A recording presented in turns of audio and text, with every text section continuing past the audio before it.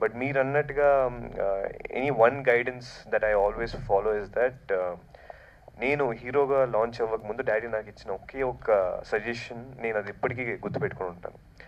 ఆయన చిరంజీవి గారి గురించి ఒక చిన్న ఎగ్జాంపుల్ ఇచ్చారు.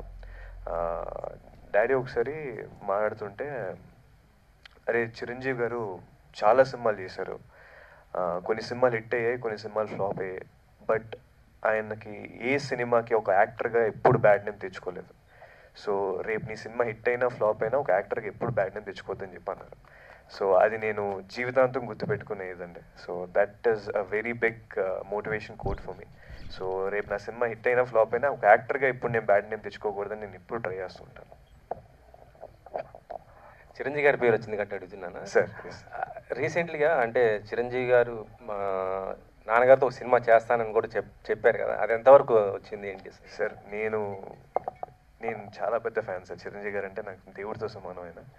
అండ్ నేను ఏం చేయాలో ఒక కొడుకుగా నేను ఆయన్ని ఇరిటేట్ చేస్తాను మా నాన్నని, ప్లీజ్ చేయండి అని చెప్పి అంటాను. సో ఏదో రోజు గట్టి గొడవైనా చేసి స్టార్ట్ చేస్తాను సార్ సినిమా. సో వెయిటింగ్, నేను కూడా వాళ్ళిద్దరు కాంబినేషన్ వెయిటింగ్. డాడీ రాసే డైలాగులు చిరంజీవి గారు చెప్తుంటే ఎప్పుడు ఉంటుందా అసలు ఆ కాంబినేషన్ అన్నది నేను ఇప్పటి నుంచి వెయిట్ చేస్తాను. స్టోరీ రాసేసారా? ఉన్నాయి సార్, చాలా స్టోరీస్ ఉన్నాయి. సో ఏదో ఒకటి స్టార్ట్ అయితే హ్యాపీ.